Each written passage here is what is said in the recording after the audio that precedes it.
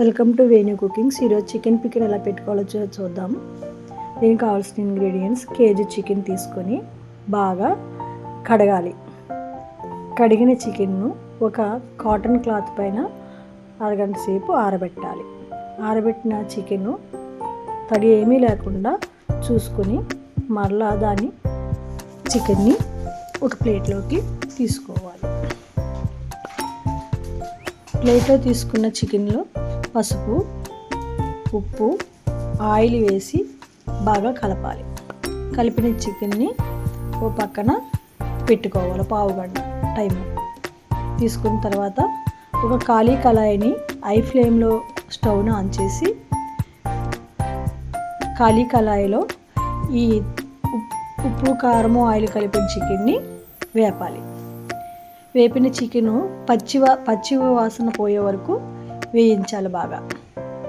బాగా వేయించిన చికెన్ని ఒక ప్లేట్లోకి తీసుకోవాలి. బాగా వేయించాలి. తడి లేకుండా ఇలా వేయించడం ఎందుకంటే తడి లేకుండా ఉంటే చికెన్ నెల రోజుల వరకు, చికెన్ పికిల్ అనేది నెల రోజుల వరకు నిల్వ ఉండడం కొరకు. ఇలా తడి లేకుండా ఉన్న చికెన్ని వేయించిన తర్వాత ఒక ప్లేట్లో తీసుకోవాలి. తీసుకున్న తర్వాత స్టవ్ పైన వేడిగా కాగిన నూనెలో తడి లేకుండా వేయించిన చికెన్ను ఆయిల్లో బాగా వేయించాలి. వేయించడం అంటే ఎంతవరకు అంటే చికెన్ గలగల సౌండ్ వచ్చేంతవరకు కూడా చికెన్ని బాగా హై ఫ్లేమ్లో వేయించాలి. రెడ్డిష్ కలర్లో వస్తుంది. రెడ్డిష్ అండ్ బ్రౌన్ కలర్లో వచ్చేంత వరకు వేయించాలి. గలగల సౌండ్ వచ్చేంత వరకు వేయిస్తే చికెన్ మెత్తగా గట్టిగా లేకుండా మెత్తగా ఉంటుంది కారంలో.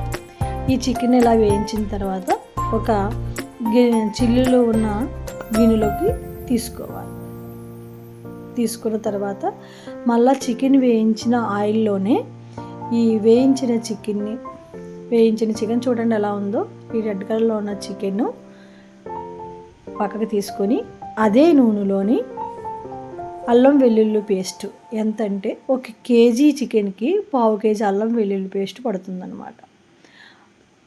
నేను తీసుకున్న కేజీ చికెన్కి పావు కిలో అల్లం వెల్లుల్లి పేస్ట్ వేసి పచ్చివాసన పోయేంత వరకు స్టవ్ని చిన్న మంటలో పెట్టి వేయించాను.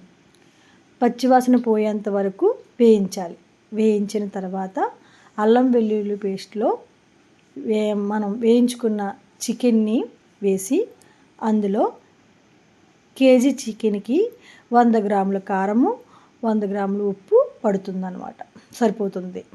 నా మెజర్మెంట్ ప్రకారం మా ఇంట్లో తినే చికెన్ టేస్ట్ని బట్టి కేజీ చికెన్కి 100 గ్రాముల కారము, 100 గ్రాముల ఉప్పు వేసి బాగా కలిపి పెట్టాలి.